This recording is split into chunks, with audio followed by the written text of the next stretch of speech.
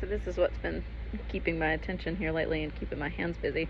Working on another sweater, and obviously this is not anywhere near complete. This is the front panel and bottom band, and then all these little loopy things will be a braid going up the front of that. So that's going to be really interesting. I started it because I was really close to finishing brasses and ran out of yarn. And so I now have more yarn for brasses, and I need to just finish his because I was like 10 rows from literally finishing the last piece. It just needs to be pieced together. So sweaters for winter, crochet is going on. I'll show you kind of what's going on around the porch. Still got my little pumpkins I'm decorating with. Still got some of the ones back here that are holding up that are not rotting.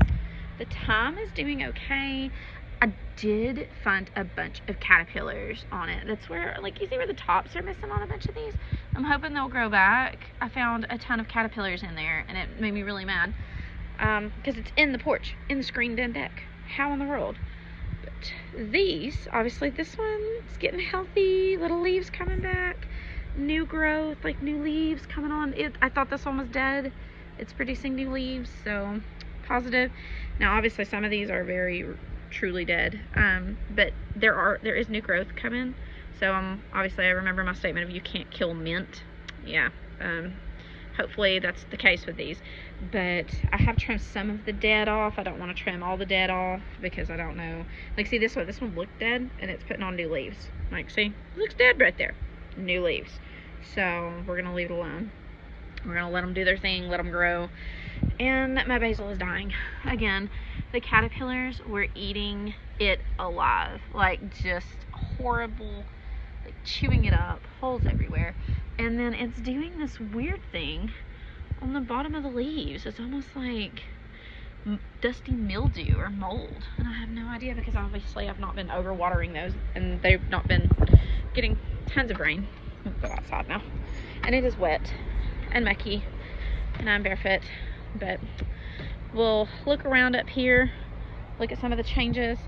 Obviously this one needs to be cleaned out. I was letting some of those dry for seed. That needs to be cleaned out.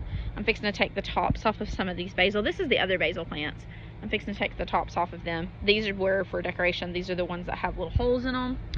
They're fixing to be thrown out into the yard. But basil, oh my goodness, look at the color of those. Isn't that pretty? We're gonna dry some more basil. I need to replenish my stock. The tomatoes, I've been getting tons and tons of tomatoes off of even the stragglers like this. They're doing really well. You see the little seedlings that are sprouted here? And this is radishes. I planted some more radishes growing here, but we are already running into pests. Ugh. Yeah, I swear I can't. The caterpillars are awful all the way around. And so I wanted to show you some of these because they're really pretty. But yeah, these were my peach jalapenos. They're not turning peach, but they're turning black on parts of them where the sun get them. So I don't know what's going on with that, but I have been getting jalapenos off of them, so I'm not complaining. That one I think is on its last leg. It looks really stressed. I'm on the verge of pulling them out. But look at all these flowers that I planted in here just to fill space until, you know, fall and going into winter. Look at those. Aren't they pretty? Oh, look at that one down in there. But they are different colors of zinnias and marigolds. This is a marigold that's going. This is one of the zinnias right here. There will be some other red zinnias in this. I'm really rather excited to see all the colors, like, fill that in. It's a random Brussels sprout that's still living. Surprised. This obviously needs to be cleaned out. That tomato plant still doing its thing. This is the only potato that's still in a grow bag. It's still growing. I'm gonna let it do its thing, see what happens. Dried dill seeds. Just put those in there. Yay, volunteers. But these are potatoes that I planted out of one of the barrels. I wanted to see if they'd live. Look at this. This thing is the most resilient thing ever. Look at these leaves. Look what the caterpillars have done to these leaves. And then look at the regrowth. It is determined. I might actually get Brussels sprouts off of that this winter. I need to spray BT on it. But yeah, and they're trying, all of them are trying to. They're just getting eat up again. Like, that one has new growth, but they're getting eat up again because the caterpillars are terrible.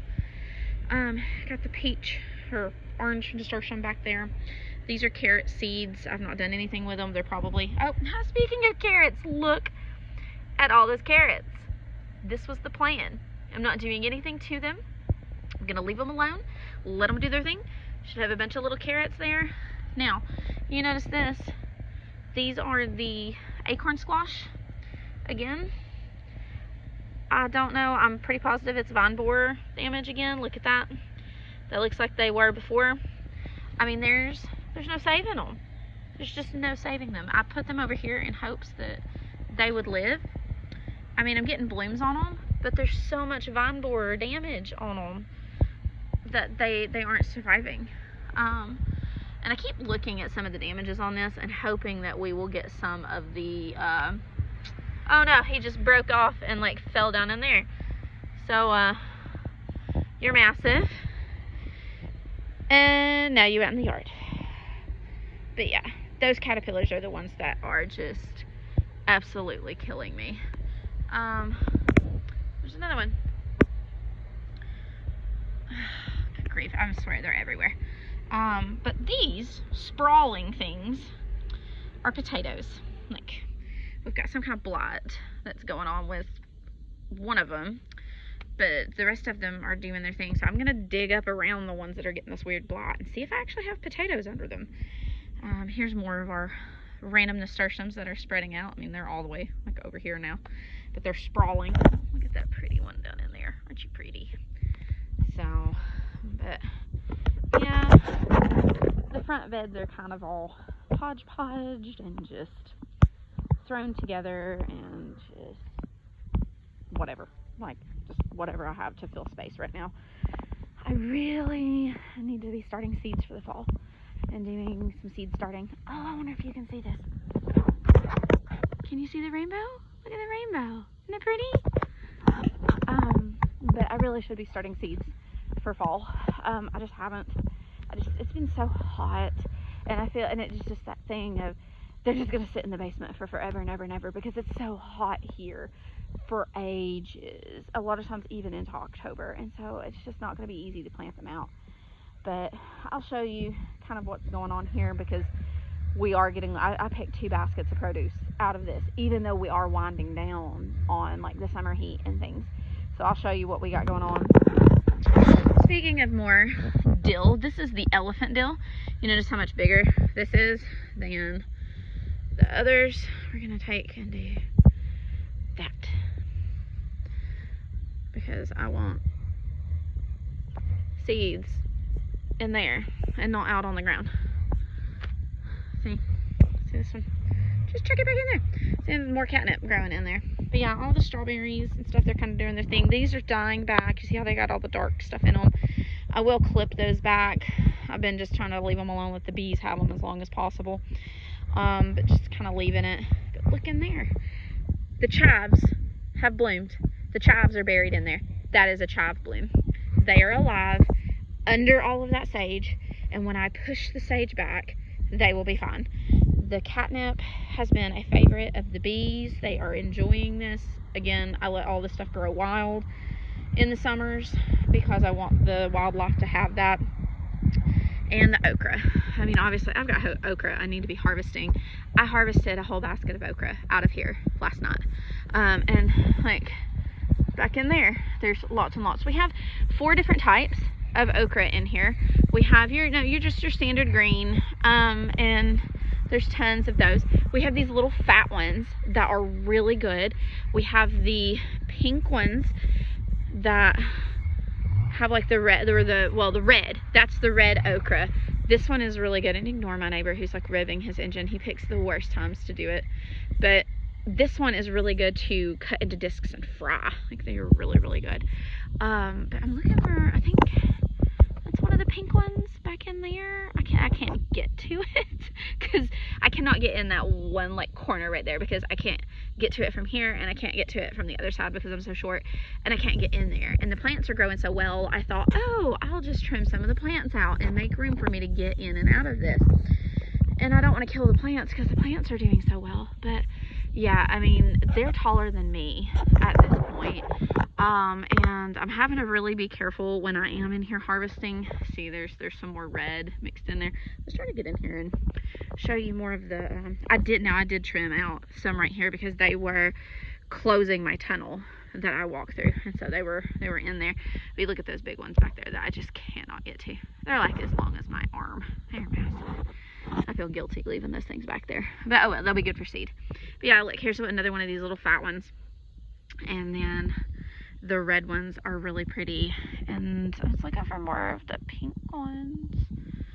Oh, I don't see. I got one or two. I don't see them, but they're, you know, I love the reds that are in this, like all the reds, all the colors, like the different colors in here. But you have to be careful in here right now because I was in here picking. Oh, look at the colors on that. Isn't that pretty? I was in here picking, and what you have to watch out for, and I was kind of glancing to see if I've seen any. You glanced at the undersides of these leaves, like up underneath here. And when I was picking the other day, I was using my forearms to push these leaves out of the way, and like reaching into this forest of okra because it's bigger than me, and picking okra, and ran my hand across a pack saddle. I actually posted a picture. I've said pack saddle, sorry, I'm still looking for the pink. Like, this is one of their stems for the pink one, but I can't see if there's any pink ones on that one back in there. But I ran my hand up underneath one of those, and look at these things. They're everywhere. That one's gonna turn pink. That's one of the pink ones. It's like a smooth surface. But anyway, the pack saddle was in there, and I mean, I've been stung by my bees quite recently. I'll tell you that story in a minute. And the pack saddle was like 10 times that, and was awful. Like, you knew you had been hit by this thing because it burned. Luckily, it didn't really swell or do anything too awful. It was just really painful for about 10 minutes or 15 minutes, and then really red and irritated that evening, and then it was like gone. But yeah, it was not great. But you have to watch it in the okra because they like to hang out on the undersides of the leaves. And the first time it happened, I thought I'd been hit by a wasp. Like, I didn't know that that's what it was. Second time it happened, I went looking for it, like what got me this time, because the first time it was in the leg and the second time it was in the hand. And sure enough, I lifted the leaf up and you could see the pack saddle up underneath it. And so yeah, I'm like watching out for those now, and like uber careful when I'm doing the okra, just to make sure that I'm not sticking my hand in a nest of them. So, well, let me show you the beans here, the transitions of this. Now you see, this is mostly empty. I've gotten tons and tons and tons of dried beans off of this. I've been waiting to get these last few because it's been so rainy, and of course it rained again. But yeah, they're wet. We've got new beans sprouting down in there. These are new beans that are growing off of ones that have planted down in there. And ignore all the grass and the mulch and the mess because my husband like sprayed grass all up in this when he mowed yesterday. But there are new beans growing down in there. I'll show you one of the new baby beans. Because I've seen it. Like, there's one there, and there's one there. Like, they're all up in there, and where they're trying to grow, where I have missed these. But I have been picking them, drying them, putting them up. We are getting new beans on this round. Plenty of new beans on these, and so I've already gotten a mess or two out of them, and so they're really healthy. They're putting on what we want them to.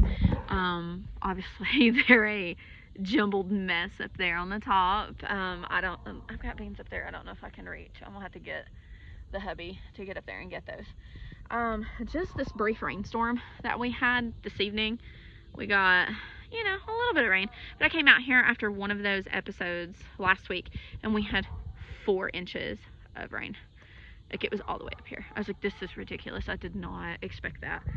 But oh, the basil, I'm letting some of the basil go to flower. Look at the pretty white flowers. The bees have been excited about that. And look at the purple ones, the purple flowers like back in there. Those are really pretty. But I do plan to pick more basil. I'm planning to dry more basil and do more pesto, because I had a jar of pesto go bad in the fridge. I had forgot I put it in there. I should have put it in the freezer. It went bad and was wasted, and I'm very sad. But we're trying the drying thing with the with the rattlesnake beans. but it's been so rainy that I would not be surprised if these start sprouting like in the husks, because it's so stinking wet. Like everything is so wet, like literally, like that's like molding on the bottom. And they are trying to put on more, like they are putting on more blooms. We are getting the occasional like fresh bean on this, like there's one in there. So I've been picking them randomly, but not like consecutively and regularly, because I was trying to let them dry. But the drying may just be at a loss, because it's just, I was showing you more of the okra in there. And the okra, like right here. Look, see more baby ones, and they're like hanging off of this and attaching, and I need to do that and put them back up there. So, but yeah, they have started doing this. But yeah, look at the tomatoes climbing all the way to the top of the trellis. And more caterpillar damage, but I've picked all the tomatoes for that, so it's fine. But yeah, look, rain hanging off of them. Oh, it fell. But yeah, look at that. How black that is. Isn't that pretty? So I've got one black beauty. I've got several down in, look at those colors in there. They're so pretty. But I've got one starting to blush down in there, and then plenty of those little ones that I need to pick. I'm gonna eat this one. I need to get those down there. I am absolutely covered up with tomatoes and ground cherries. You see the ground cherries down in there? I've got to get in there and get those, because they will be growing and they will be everywhere. I got a whole basket. I didn't come out here for a few days. And you can see where this plant is sprawling out. It has climbed all the way up into this as well, but it's all the way out over here. And I mean, you can see them like all down in here. And so, like, you take them.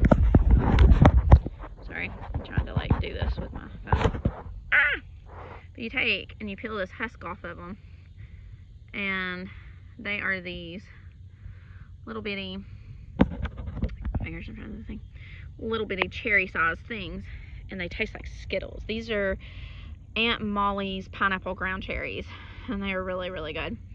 I have made jam with these, like 2 rounds of jam, one sweetened with sugar and one sweetened with honey. I think I like the honey one better, but these are so prolific. This is a single plant, and then I have a single plant, and I'm getting a million. Like, we can't keep up. I am doing the things though, trying to keep up with it, trying to use all the harvest. And then you see things like this. That makes me mad. Stupid worms. But you can see with all the rain and really the age of the plants, we are starting to get blight on these tomatoes. Obviously we are still getting a lot of good healthy growth. They are all over the place. Uh-oh. You guys were with me for the first hornworm.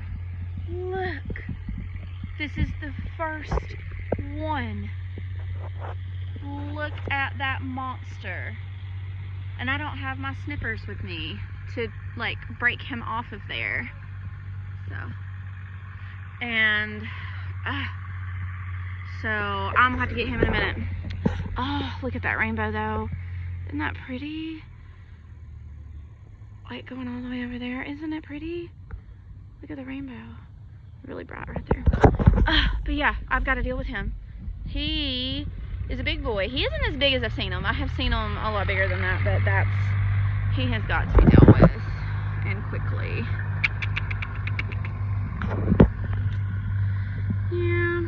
Yeah, he needs to be dealt with. Ugh. I can't, like I said, I don't have my snippers.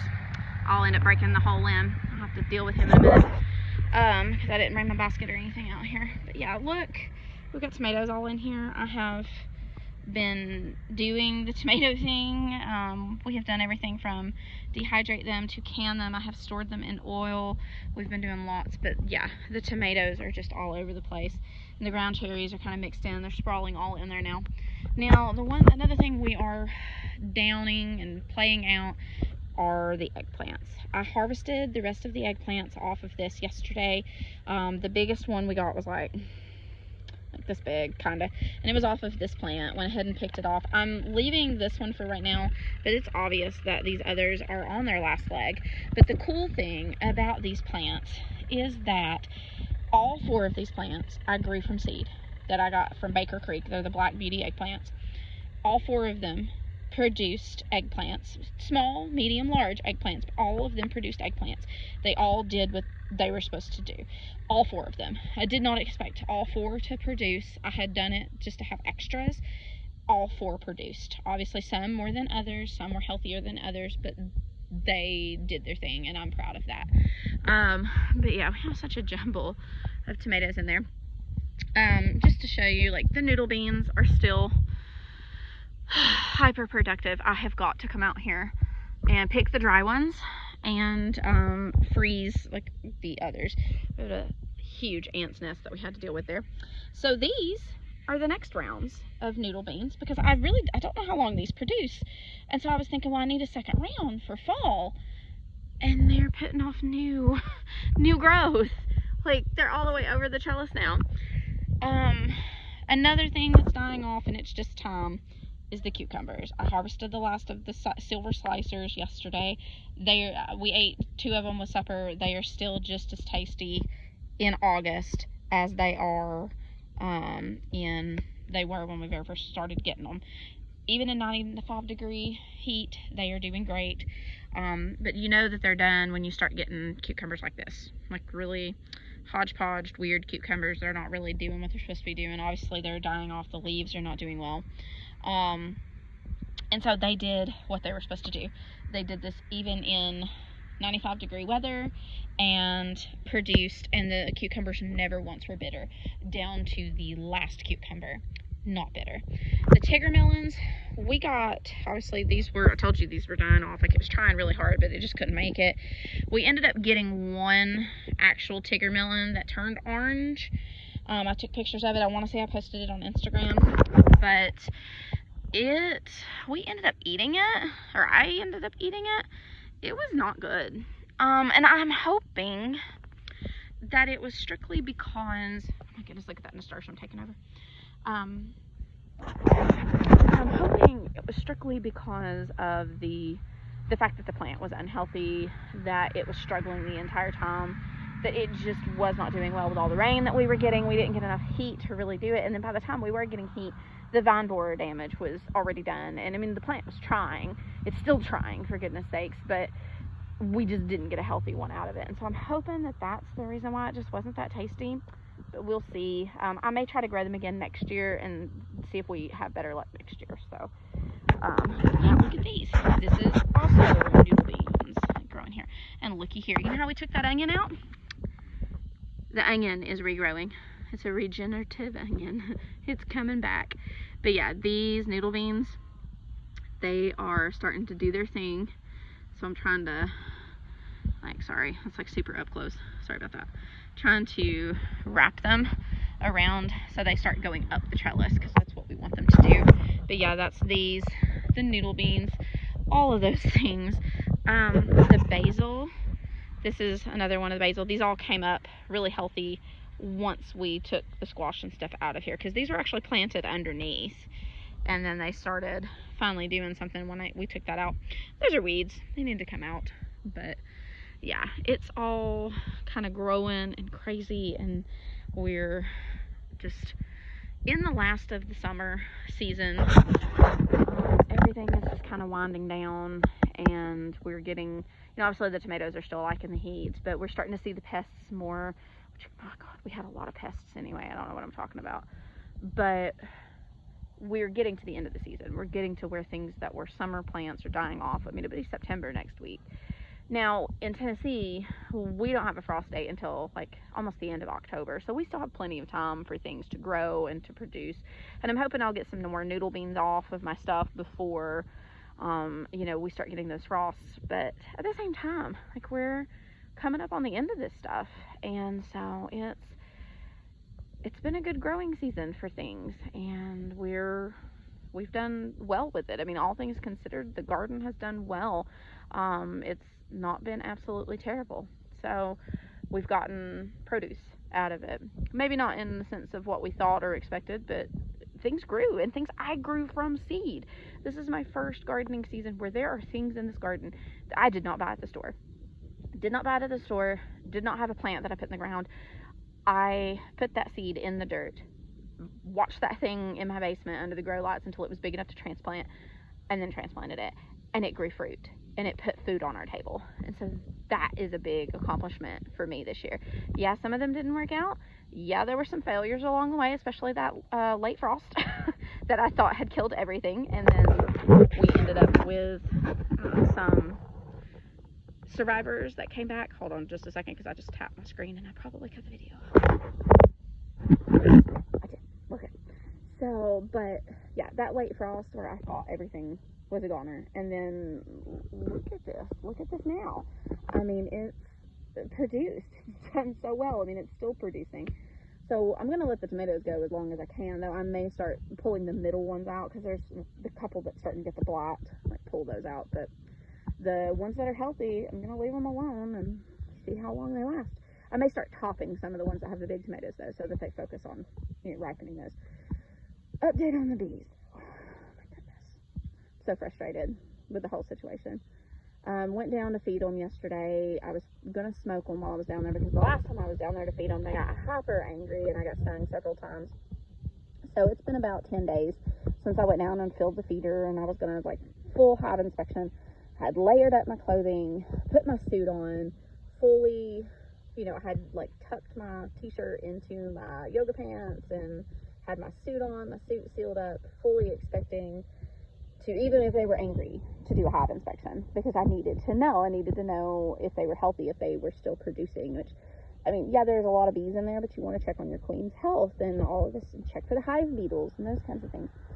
Went down there, took the top box off. I mean, of course, took the lid and stuff off, but took the top box off, set it aside, started feeding, like went ahead and put the food in the feeder so that, you know, they would maybe be distracted by that and go ahead and be eating versus attacking me. Worked for like 2 seconds, and then they decided to start climbing into my suit. I was able to pull one frame and look at it, and it was full of the clear, like, sugar water and some pollen. They're pulling pollen from somewhere, like it was stocked full, but I was like, didn't see any brood, didn't see any larvae, and so I was like, okay, I'm gonna move on to the next frame, because, you know, move a couple frames down, surely they've got some in there. Went to pop it, and by that point they had started stinging me on my legs, they had started stinging me on my arms, and inside my suit on my back. They had found a gap in my suit and were in my suit, and next thing I know, they are in my suit and flying in my face, inside the netting. And so I got stung several times down the side of my neck. Luckily, I am not allergic. Obviously, I wouldn't be doing this if I was, but got stung several times on the arm, several times on the face. I think it ended up being 10 total, because I started like pulling the netting away from my face and like squishing the ones that were inside my suit, which that was just making it worse, because they were hyper aggressive and just hyper angry. So I'm in a cloud of bees by this point, and I am having to muster all of my willpower to put this box back together, because I had the box apart, and so I had to put it back together. And so I took the boxes, put everything back up, put the lids back on. I mean, granted, I was hurrying because I was in a cloud of bees, and I'm starting to try to walk back to my house and not flail, but I'm also like squishing bees like inside my suit, because they were in my suit, like crawling on me and stinging me like inside my suit. So I start walking back, and they followed me, a cloud of them, not just one or two, a cloud of them followed me over an acre back to my garage, where I tried to get the majority. And then now, granted, I still had them in my suit, like trying to fly at my face, like I'm trying to squish them through the netting, them landing on my netting, trying to get me. So I'm gonna have to like thoroughly clean my suit, because there are a ton of dead bees. I probably killed 100 bees, because they were all over me, like they were everywhere. And so I get all the way back into the garage, and then, you know, I get inside the inner portion of our garage and shut the door so that any of the other followers can't get in there with me, and I start killing the ones that are with me. When I think I've got them all, I start taking my suit off, because even if they're in your suit, you don't take your suit off in a cloud of bees, because you're just giving them more access. And so took that off, had 2 more that were still alive in my suit as I was taking it off, and had to kill them. And so overall, like, surprisingly, because I thought I'd only, I thought I'd got stung more than I did, but come to find out, I mean, it was about 10 stings. And luckily, like I said, I'm not allergic, so it was not like a huge deal. I barely swelled at all. Took Benadryl, because of course you get stung that often. You get stung that many times in one sitting, and you're gonna need Benadryl or something just in case. And so I did that, and went upstairs and had Toby help me, look for stingers and things. And just talk to my neighbors about it, and they had been down there in their hives, like, not even an hour before me. They had just finished. The only reason I didn't do mine at the same time as theirs was because we were having a struggle with the trick. Went down, expected it to, not go smoothly, but not to go that bad. Like, this was a fiasco. Like, they were angry. They even went after the neighbor's dog, and I felt so bad. Pike has been around him before and has gotten stung before, but at the same time, like, they went after him, and I felt so bad because he knew I was in distress, and like, he was coming out to see what was going on with me. But yeah, so I'm discouraged in the bees right now, and talking to the neighbors, they're like, this isn't normal. Like, we were all in our hives, and that wasn't, one of my neighbors was working them in shorts. This isn't normal. And so, like, the consensus of the bee people that I know are like, get rid of this hive and get a new one come spring. That unless we requeen it, it's going to continue to be this aggressive. They have been settled for 2 months now. They are not going to get any better, and they're following the mood of the queen. The problem with it is, if I tried to requeen it now, they may not survive the winter, because they would have a new adjustment period. But the other risk I run is someone getting hurt with these bees through the winter while we're trying to process with them. So I don't know what we're gonna do. Everything's up in the air.